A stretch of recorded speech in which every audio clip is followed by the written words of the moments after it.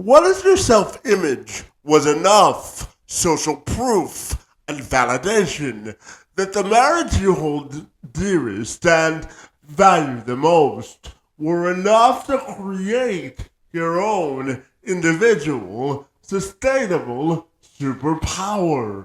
For my friend Zach Colman, that, my friends, is certainly the case. What if branding wasn't just for corporations? What if it could be for all of us? Now, before you look at me as just some corporate guy up here, think about this for a sec. What if every single one of us could represent ourselves, just like those world-class brands represent on their beliefs, their message, and their values? Imagine if we could all represent ourselves in that same way on an individual level. From the outside, most people look at me and they see this motivated, driven guy. I have a beautiful wife, 3 wonderful children.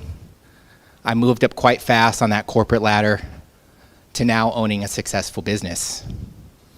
You could say I have it all, but something was still missing and I couldn't quite put my finger on it. I kept asking myself over and over again, is this really it for me? That train of thought led me down this path of personal growth and self-discovery that ultimately transformed my life, filled this internal void, and opened myself up to new vulnerabilities. And as I was looking for answers, I realized something. As I was working on my external life, I was actually developing myself. With this in mind, I started to work on more personal goals. I allowed more people into my life, and I became more centered around my values. For Colman, he was internally motivated to prove that he enjoyed doing something. He wanted to learn. He was in search of seeking out a new challenge, which for Colman translated into a sense of increased confidence, making a difference, and a renewed sense of purpose. For Colman, he poured his energy into creative, which he describes as a pipe dream at the time, long before it ever became a reality. It was a culmination of his love of the sports industry and his years of experience as a designer and developer. Since that time, he's had the honor of working with NFL athletes like Kelvin Pryor and Mike Kafka. And he's also assisted online sports retailers and teams such as the Phoenix Suns. Colman says, by shifting your focus from validation to positioning, experience sharing, and reputation, leadership from within your communities can unlock more sustainable growth. And Colman joined me this week to tell me more. I'm Kevin McShann. Let's have this conversation.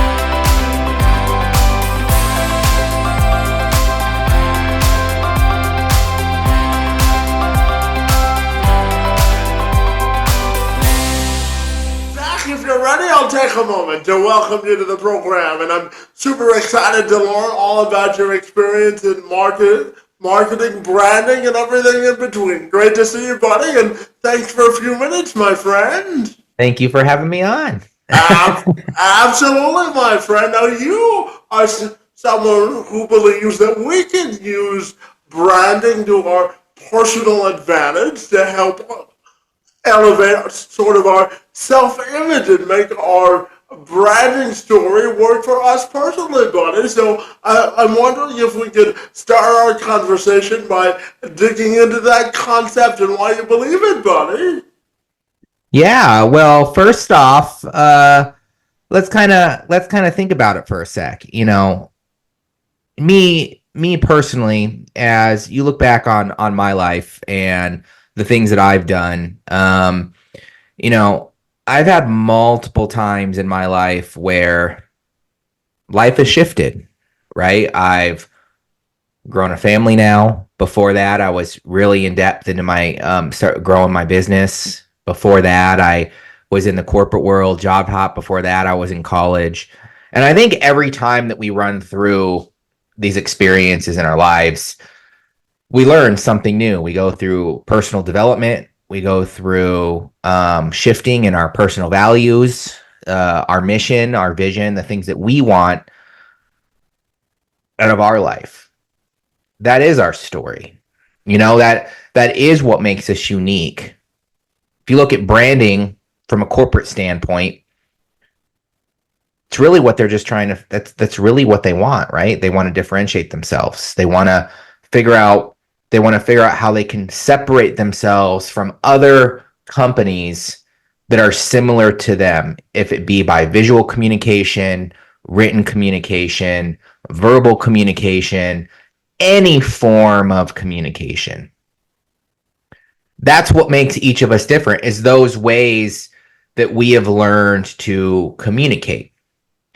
So if that's the case, is it safe to say that our journey is a process? Our journey is a situation in our lives that helps separate us from other people, bring us closer together to different types of people, connecting with other people, learning how we're going to contribute to the people that we feel our purpose is driven towards as individuals. And it builds us confidence. And those are branding principles in a way that define who we are as people. So that's kind of what got me to the point of, developing my TEDx talk, going out there and letting the experience kind of be my process in building my personal brand. That is the process. I think a lot of people narrow down and think, oh, it's just a logo, it's just my signature. You could say that those are elements of your brand, your personality, the psychological counterpart of how people portray you from a visual standpoint. But you are going to be the person that defines the direction of your business, your brand, the people you hire, the company you're evolving. And so, in a nutshell, to me, I really just think that that's branding. That is branding, right? And that's where in my journey I got my aha moment and saw this correlation between, in business, you have this thing called the valley of death, where you get to a certain point in business, and being in marketing, I see this all the time, right? You get to a certain level in business and your profit margins drop. You kind of look at it as kind of like a wave. Business is always going like this, as you're growing and you're learning and you're hiring people. I saw a correlation between that and the way we evolve as people. And so I saw this correlation between the two that kind of align with each other and how a person is and how they evolve.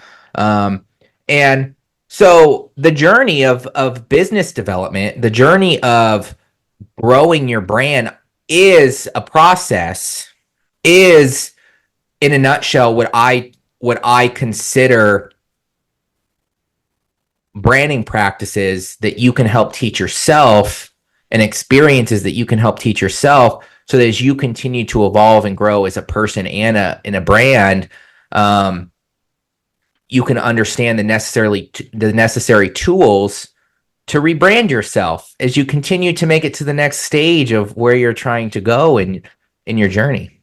Yeah, absolutely. And Zach, I know that sports has played a role in your life, my friend, and you help athletes and other organizations with their branding principles, my friend. So tell me about the role that sports has played in your life and why it's so important to you, my friend. Yeah, definitely. Well, my dad is a retired NFL player, and growing up, I tried to be just, I wanted to be a kicker just like him. He had me take on soccer when I was a kid because that's kind of what he took on to learn the ins and outs of kicking. And then I just got to a point where I knew I had to go out on my own, right? Like I knew I had to follow my own path. And so when I was in college, I ended up going a different direction and finding a fascination in what tended to be, kind of funny enough, one of my first rebranding periods, in my life, where I kind of took on this new skill set, this new value of something that I felt purpose towards, and I started following down that path. And as I continue to evolve, working for large companies like the Phoenix Suns, working for Pearson Education, understanding the education sector, understanding the sports sector and how it worked, I started to follow a similar journey, a similar path, though it wasn't the same path that my dad took, And so I started to work with athletes. I started to work with, because I started to see a correlation between the pains that he went through and the pains of the business owner side, and kind of trying to bring those two things together to build a passion that I really enjoyed helping. So we really tried to get to a point where we were helping athletes start to enjoy their journey, right? Start to enjoy, hey, you're now retired, you've lost your why, which is a huge premise in branding, right? Is finding your why, finding what you're doing. So from a personal level, we started to develop our discovery process. And if anyone in branding or web development, even possibly marketing services, it's kind of your lead offer, right? You kind of have this discovery package where you go in and you have to say, and to anyone out there, it's what we do when we work with corporations is you have to kind of go in and figure out certain things, right? You have to sit down with the leadership roles and you have to figure out, all right, what is your positioning statement? What's going to differentiate you? In the corporation world, you do all that stuff with a team. So you have to kind of take everyone else's personality and their values and kind of align them together to make an overall cohesive community of group values, right? Group vision, to align the growth of the brand and the business, and then make sure all the communication matches that.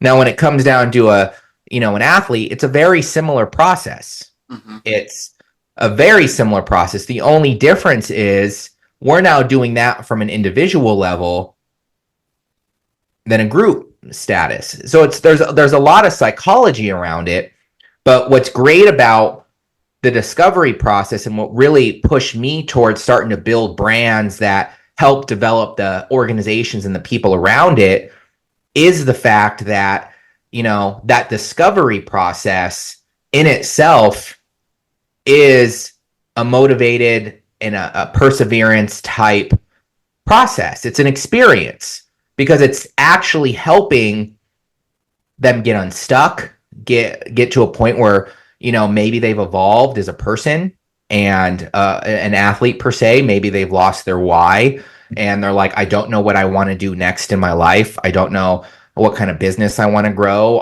Or I've started a business and in a brand and I'm not happy. I just don't know. So it allows us to take a psychological approach to, let's work with you. Let's figure out what really matters to you so that we can create that vision from a personal level and align it with the vision of your brand growth, right? Because you are the brand. So let's align those together, figure out the messaging and the tone and all that stuff that makes you who you are, so it can be replicatable as you start evolving and growing. And eventually, possibly, yes, down the road, you possibly will rebrand.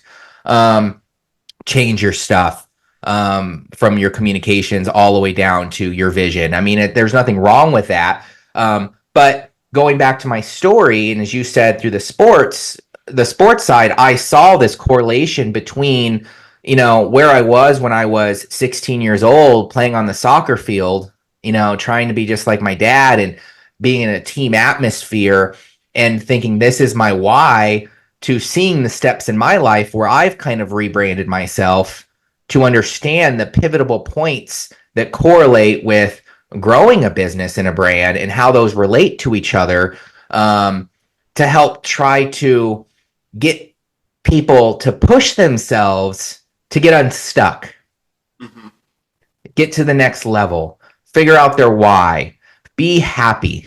Really, that's what it comes down to. At the end of the day, you could say my purpose in life is to help people follow their dreams, right? That's really what it comes down to. That's what I wake up every morning and I tell myself from a personal value perspective, like a personal vision is I help people follow their dreams, if it be my family, if it be a client. And then I take that and then I push it to a much more cohesive system and service that match that purpose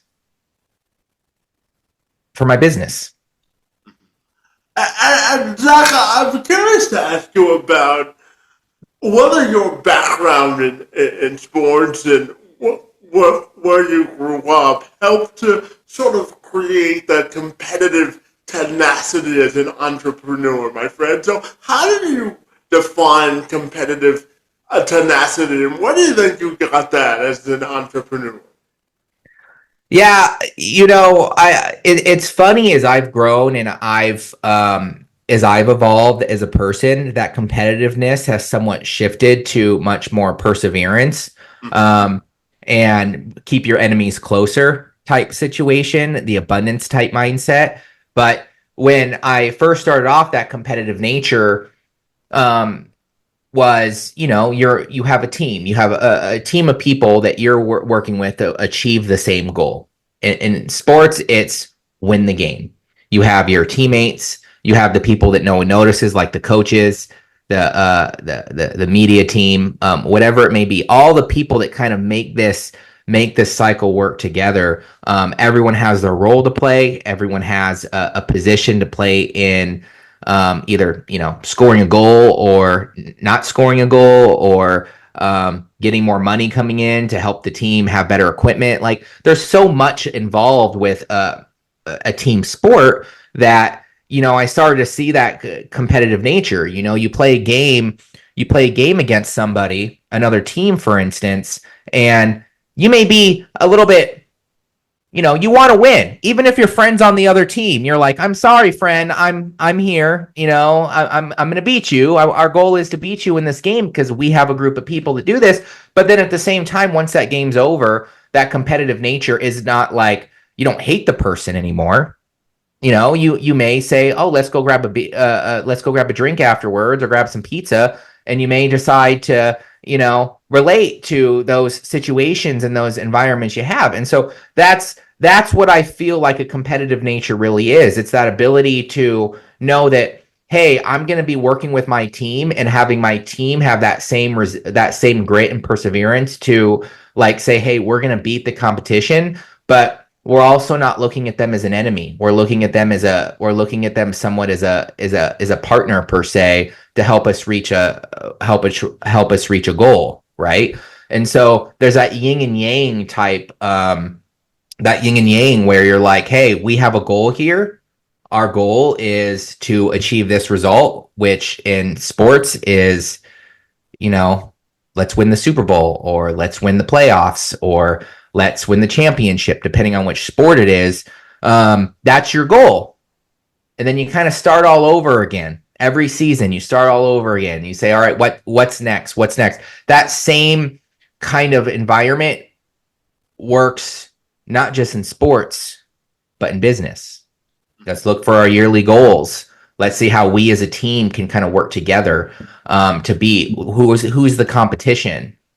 Who's the competition that we're really trying to beat? So we have to create a game plan to beat our competition, or to help our clients beat their competition, which in my terminology would become down to we want to separate you. We want to see what makes you different so that we can make the game plan that make you win more so than them, right? And I think that's where the sports mentality kind of came from when it came to evolving and growing my brand. Yeah, and Zach, I know that you've also gone on sort of a personal development and growth journey, and if you'll indulge me for a second, I'll use myself as an example. So, Zach, I was born with cerebral palsy, and I found out at the age of 9, due to the severity of my disability, that I wouldn't be able to walk for the duration of my life without the assistance of a walker. And when I graduated college, I graduated journalism school, and when I went on job interviews, I was rejected by 10 consecutive news directors who told me I was qualified, but because of my disability, they refused to hire me. So I have always gone on sort of a personal development and growth journey of reinvention, and now I work with businesses to tell them about the positive benefits of hiring folks with disabilities. So I'm curious to ask you about the power of reinvention and how it's connected to personal growth. What are your thoughts there?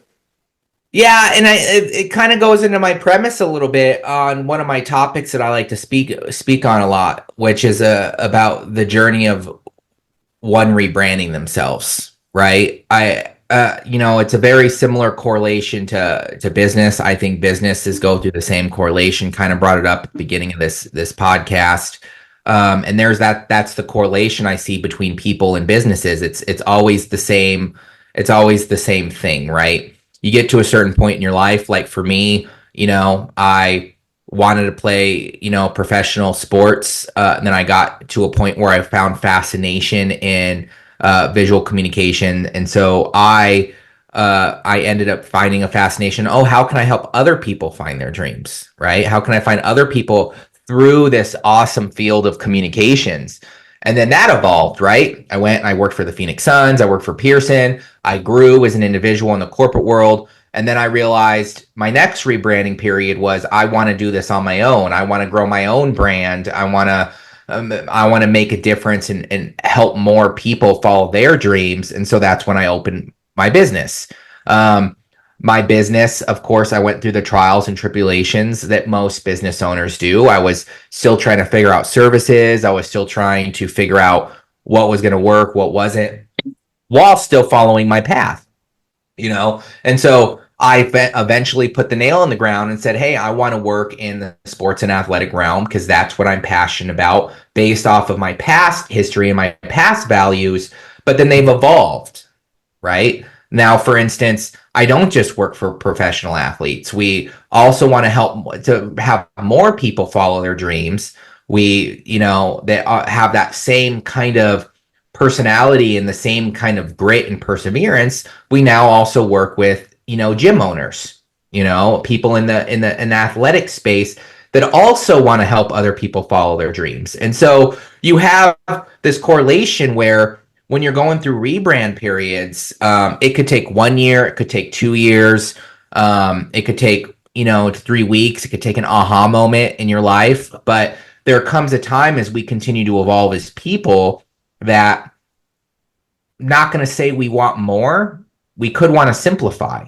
We could, I have 3 kids now. I now have pushed my purpose, not just helping other people follow their dreams, but now my biggest purpose is helping my kids follow their dreams, right? And so how can I represent helping them follow their dreams by creating a brand and a business that allows me to be more present around them, but also allows me to still go out there and do what I need to do to, help other people follow their dreams. And so that's where I got my aha moment. And I was like, all right, I'm at this point in business. I'm at this point in my brand. I was at a point where I was burnt out. I was stuck, where I had to say to myself, okay, what's and this goes into the premise of when I was rebranding myself, I saw that correlation, right? Where I was like, not happy in my business as much as I used to be. It's not just about the growth of the business anymore. There's more to it than that.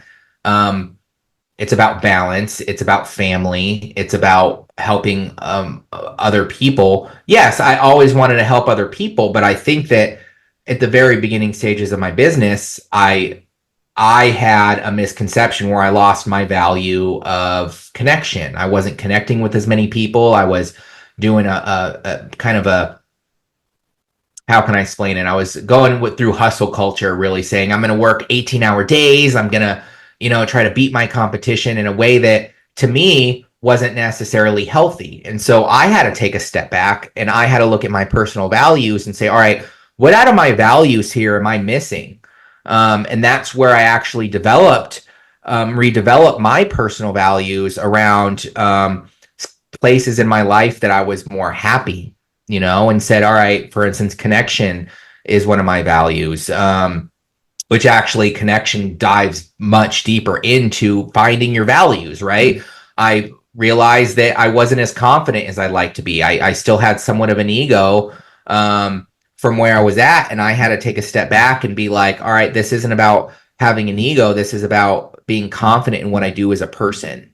Like, I have to be confident, and that confidence is going to spread more so than ego ever would. It's going to allow me to brainstorm more. It's going to allow me to make mistakes and be confident to move past them. And so I had to bring things back into my life that started to bring those values back in to make me happy, so that I was able to then take those and distribute them to the growth of my brand and my business, if it be hiring employees that follow similar values, or if it be making sure that the clients we work with have those same kind of attributes, which is all about building your community brand, right? It's all about building the people that are your tribe, are your fans, that you want to turn into contributors for what you're trying to achieve in the world. Yeah, and Zach, we share something in common, my friend, because I truly believe that there's a strength and vulnerability, and I think it can be used as a competitive advantage in life, my friend. And I know that you believe that sometimes sharing your vulnerabilities can actually be a positive. So I'm wondering if you can tell me more about that, my friend. Yeah, I think with the ever growing of social media and allowing people to go online and uh, push themselves online, I think that there becomes this fakeness of people that always talk about the good. I'm not saying going online and talking about how you're getting a divorce or something that's really personal to you is something that you need to do vulnerably. But back to the journey perspective, back to like, hey, everyone, this is hard for everybody. And I think people relate more to understanding the hardships people go through, the challenges people go through, because they can relate. They can understand because they've been in the same situation. Whenever we see someone online that, is driving a Mercedes and they're, 23 years old and they're saying, hey, how to make $10 million tomorrow. I think it puts a fake facade on people, thinking that very similar to a person going online and always looking there, trying to look as, as made up as possible and everything's perfect, is the way it is, when it's not. 90% of the time you're going to fail, 10% you're going to succeed. And so those vulnerabilities, and I think it shows me vulnerability just talking about it, right? It is hard. Like, I have hardships all the time. I meditate every night, to try to keep myself from what I call the business anxiety, making sure my team's doing what they're supposed to do, making sure that, I'm leading, I'm helping people achieve their goals. I'm helping my clients follow their dreams. Like, it's a lot. And So I have to do things in my life, take a step back and actually work less to achieve more. And to some people that doesn't make sense, but it does. I'm just working more on the 20% stuff that makes the greater impact instead of the 80% of stuff that people think is moving the needle. And to do that, I need to have my visionary time. I need to have my creative time. I need to be able to go on runs every day, go for a walk with my family, make sure I don't have my phone on me for 6 hours a day, you know? And so back to your point on the vulnerability, it's the journey. I think the journey is what we need to learn to enjoy. You hear a lot of people preach it, and it takes work to let yourself enjoy the journey with so much out there trying to persuade us that it comes easy. It doesn't happen overnight, and that you just have to keep going at it and learning. You know, my business may be completely different in 5 years, and I have to be okay with that.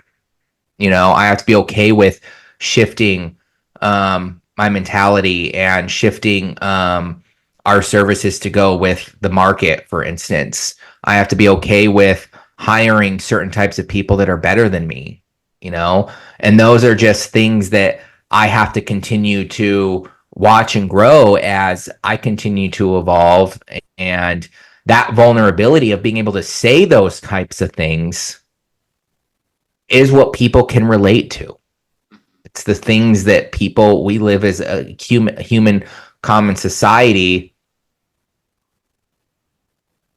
I'm not going to say make us feel better about ourselves, but I think it does make us feel better for ourselves when we know we have a community of other people that are going through similar situations. Yeah, and Zach, I know you have an interesting perspective on the word validation and how we have to shift our mindset from sort of always wanting that instant gratification and really looking at the word validation in a different context as it relates to leadership and the way we value our principles. So I'm wondering if you can dive into your philosophy on the word validation, buddy, and what that means to you.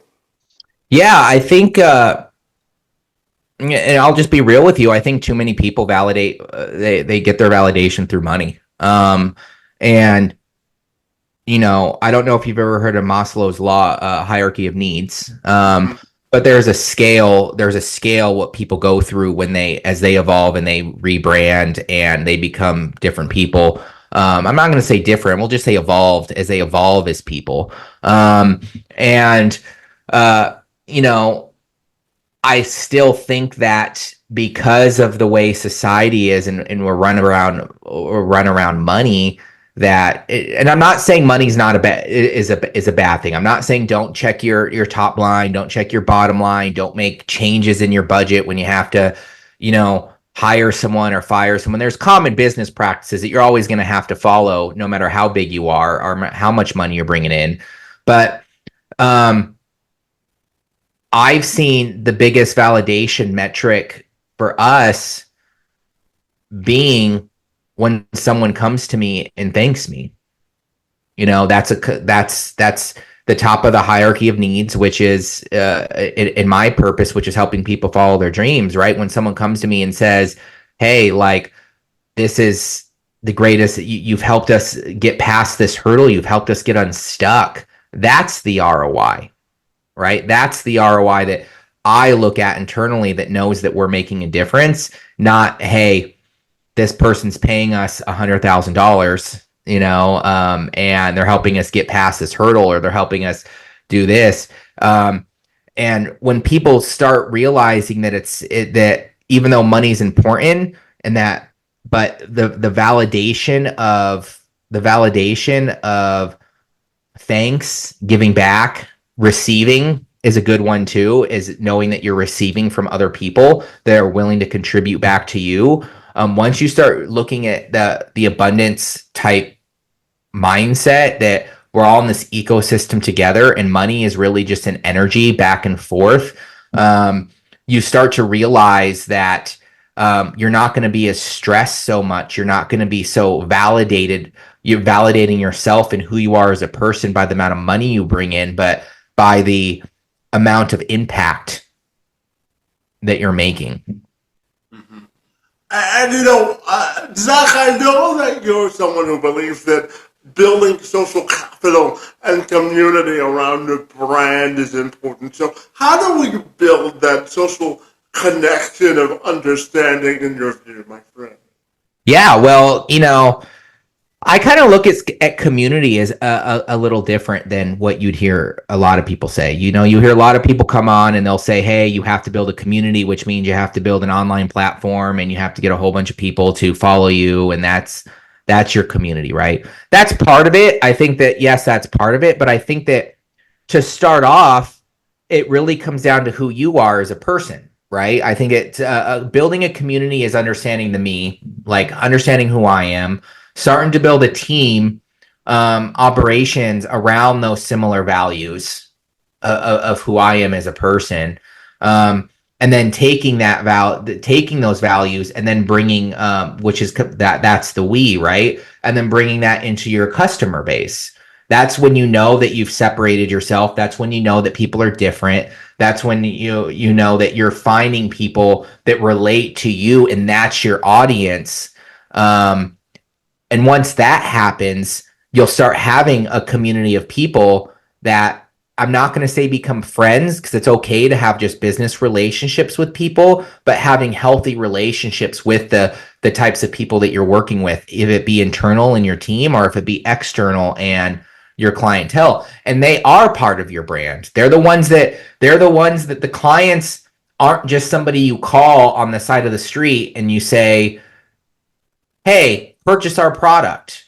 They're our lifeblood. They're the people that help make the world go round with whatever they're trying to do or they're trying to achieve. And so the best way for you to help them is by understanding them. And the only way you're going to understand them is if you've either gone through similar perspectives or you have very similar values where you can relate to each other to give them the service or the product that they need.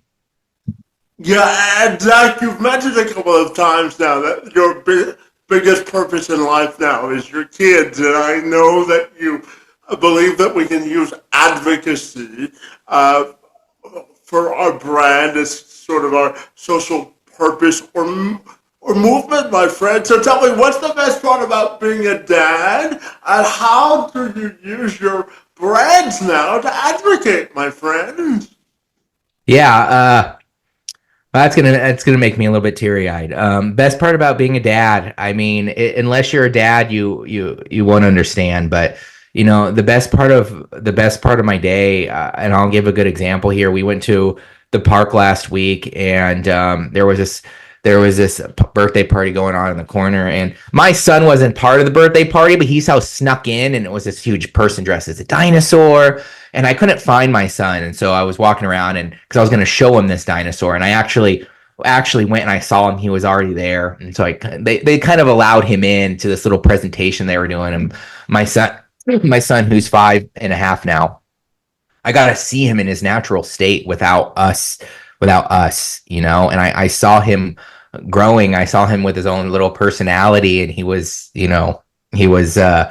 doing these little dinosaur gestures, and he was just being him. He was just being himself, and so genuine, and such his own person. And it was so beautiful to see. It still kind of gets to my heart a little bit watching him, knowing that, hey, I'm helping my son achieve his dreams of becoming his own person, becoming what he wants to be.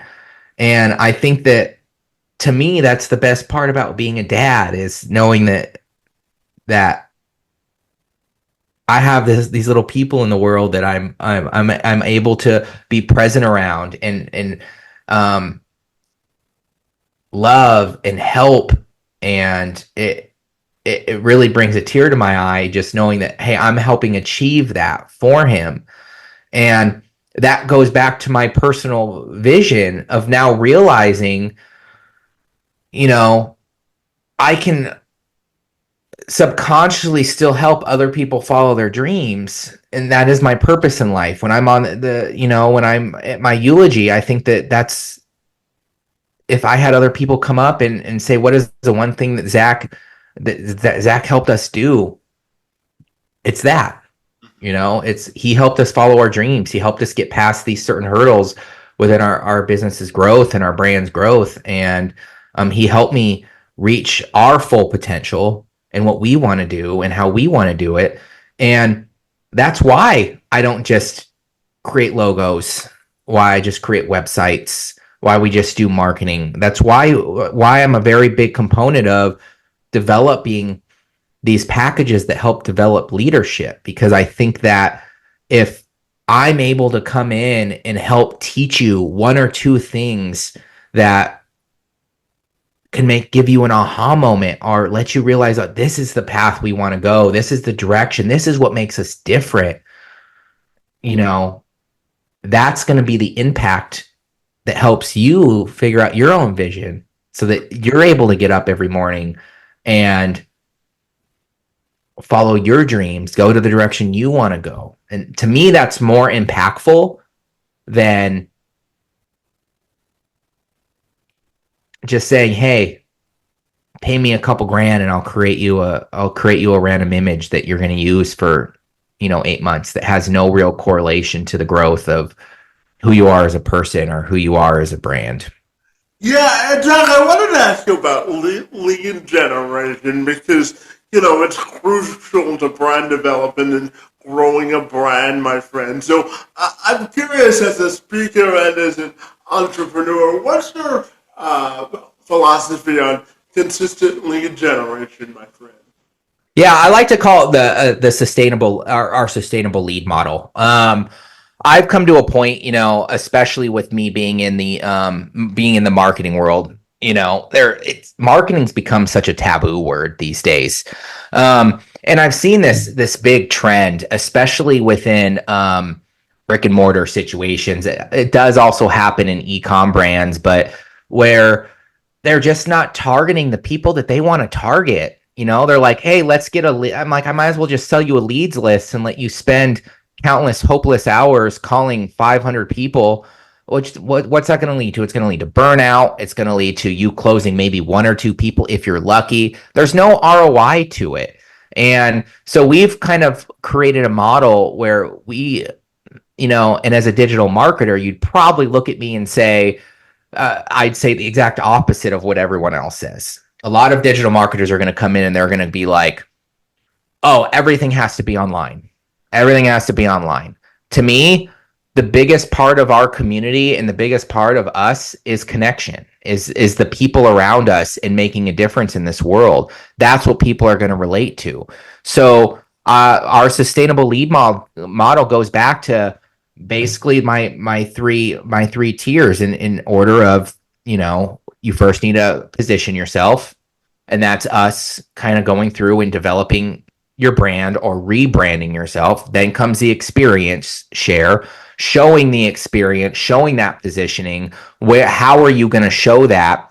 That comes to brand collateral, that comes to a website, that comes to what I like to call the places that people are going to look at you and be like, oh, this is my jam. This is where I want to go. This is the place I want to be. These are the people I want to work with. It even comes down to customer service, right? What are the experiences that I'm providing?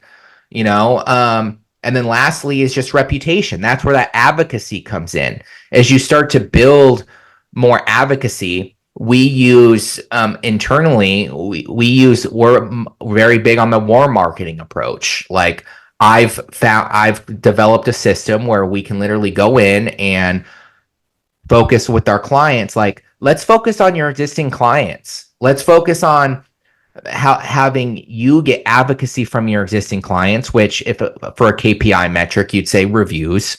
Let's get as many reviews as possible on Google for you. And the way we do our warm marketing is we allow those reviews to move you up in the rankings of Google, so that the people that are giving you the advocacy and the reviews will, one, be now more willing to be like, oh, I'm going to tell a friend. They're reminding me how much I love this location, right? So it's gonna help people want to come to the gym. People that value it, so they're gonna tell their friends about it. It's gonna be on top of mind. But two, you now have a spot. You have a spot on Google for other people that are maybe looking for a location to then go back and say, oh, this person loved the gym, loved this location. This person loved this retail location, this product, whatever it may be. And they'll say, oh, I'm going to give it a shot. That's their first trust building perspective. They're then going to look at the experience. They're going to look at if they don't trust it enough to buy it yet, they'll then go and they'll check out the website. They'll check out the experience and the positioning of the company. And if it matches their values and it matches who they are, then they're more likely to buy again as well. So it's like a waterfall effect. As you start using the referral, using online as a community building perspective, more so than I'm just going to post every day and see what happens type of method, you're able to start building advocacy and allowing more people to give you word of mouth. But now you have a metric and a location, which to us is the Google business profiles, which is, oh, this is how many people are seeing these reviews and now calling you. This is how many people are seeing your positioning, seeing the keywords of the types of offers that you have, the types of products that you sell, the types of services that you provide. And we're able to get them to call you and get more people in your funnel. And so that's why it's a waterfall effect. You have one good person that loves the product, writes a review, probably going to move you up in the rankings. You're going to probably get one or two advocates from them. You're going to get probably continued phone calls from more people that match those similar values. And so that's kind of how I look at our model for the sustainable lead model. And if you're a membership type facility, it only works even better because now you have a waterfall of, okay, you get you get 10 reviews, for instance, you're now getting 15 phone calls a month from those 10 reviews, which will just compound over time. And so now instead of you working on this, oh, we need to bring in these people through these gimmicky tactics or making 100 phone calls, you're now allowing your organic side to help you even more, right? So, and that's advocacy to me, is people coming in and being like, I love this product, I love this service, come here. Yeah. And Zach, I've got 3 questions left for you. And the first, my friend, has to do with the connection between creativity and confidence, my friend. How do you think those are interconnected when it comes to brand building and personal development? What are your thoughts there? That's a good question. That's actually a very great question. Well, when you look at branding in a nutshell, it's communication. When you look at it's different forms of communication, right? You have visual communication, you have written communication, you have sounds, you have smells. And what are the two most that people see the most? They probably see written and they probably see visual, are the two main ones you see. Confidence to me is I can tell this in a nutshell. A lot of people can't, but they can always tell bad branding. They can always tell when something's bad. They can never tell when something's good. And so for me, if I'm going to a website, and I'll just use it in an asset type, because I think more people will understand the asset type methodology of it. I'll know if they're put together. I'll know if they have passionate people on their team, if someone's going to help me, if their customer service, if I try to give them a call and no one answers or they're rude to me, right? That doesn't show confidence to me. It shows that the owner is just trying to make a quick buck and worrying about the top line, But when I see, hey, this person's really trying to understand who I am, which means they must understand who they are, you can see that stuff. You can see it by the way they focus on and I'll just say in a nutshell, they focus on operations and they focus on providing the best product and the best service for their audience as possible. You can see that, you can feel it compared to a company that's, you know, just in it for that extra dollar. And so that's, to me, is confidence. Confidence is when people are willing to take a risk on the audience that they want to help. They want to follow their purpose, they want to follow their dreams, and they're willing to sacrifice the development and the continued effort of growth for themselves to and the vulnerability of themselves of making mistakes and improving themselves, more so than, we'll say, an ego type mindset. No, we're right. This is the product that works for you. I'm just going to hire this random person over here to do this when I don't even care what it comes out. I just need to get something out there, and trying to just make a quick buck, you know? And to me, that's the difference between having a confident type mindset and having an egotistical mindset. Yeah. And, Zach, I mentioned earlier that I work with businesses to amplify the hiring of folks with disabilities. And as a branding guy yourself, my friend, I'm curious, what are your thoughts on how individuals with disabilities can act as a competitive advantage in brand building if you bring them in as sort of a part of the culture of your organization? What are your thoughts there? Yeah, I mean, at the end of the day, I think that's all about, and not to sound stale here, unemotional, but I think that has to do with, what is your overall message? Who are you trying to help? Right? If you have a real purpose for helping people, you shouldn't have an issue hiring people with disabilities and helping. That shows that the owner and the organization is not is diversifying in a positive way of like, hey, we're helping people in our society get jobs. We're helping people improve the overall ecosystem of who we are as people. And I think that if that's part of who you are as a company, and the culture that you're trying to come across to make a difference in the world, I think that that's beautiful. I think that that's what companies should be doing. They shouldn't be segregating. They shouldn't be trying to find certain people. Now, if it came down to, I could go a little bit deeper here and say personality and values still come into play. I wouldn't necessarily look at a disability, but if someone came in and was just like, for us, for instance, didn't want to make a difference, wanted to sit behind a desk and say, hey, leave me alone. I'm not here I'm just here to collect a paycheck and not, make a difference in this environment. No matter who they are, I'd be like, no, I'm sorry. Like you need to be as passionate as I am, and not the business, but the audience and what you're trying to achieve, or you're not going to be happy here either, So, I would say no matter what, I would still look at those values. I'd still look at like, what do you care for in life? And is this job going to make you happy as much as it's going to make our clients happy? Yeah. Zach, my final question for you has to do with why you enjoy living life, my friend. You talked earlier about your purpose and your passion, and I know that you're also a speaker in addition to your branding work, my friend. So tell me, why do you enjoy connecting with people, and what's your greatest joy in living life, my friend? It's funny you say that. Not to get too deep into this, but when I was younger, I didn't have that connection. I lost that connection. I wasn't happy.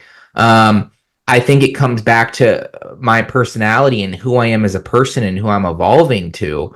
I love going out and meeting new people. I love seeing the adventures. I love helping people, even if it's just like I was saying. Remember when I mentioned earlier we kind of talked about this. I said, when we do the branding, we work with a group of leaders, and we'll, help them understand what differentiates them. If I could just help them with one little aspect of figuring out their why or their how, that I'm helping them follow their dreams. Well, the same goes for speaking on a much broader perspective. If I can sit down and I can look at 2,500 people and I can say, hey, if everyone just has one takeaway today, one takeaway to help them get past a hurdle or get unstuck, to me, that's making a much larger impact than the intermediate of helping one person at a time, right? And so, I love what the thing that I love the most out of us as human beings is our ability to collaborate, to contribute, to help other people, because it's such an energy and a give and take type scenario when we all sit down and we realize that it's just a flow of energy back and forth between one individual to another.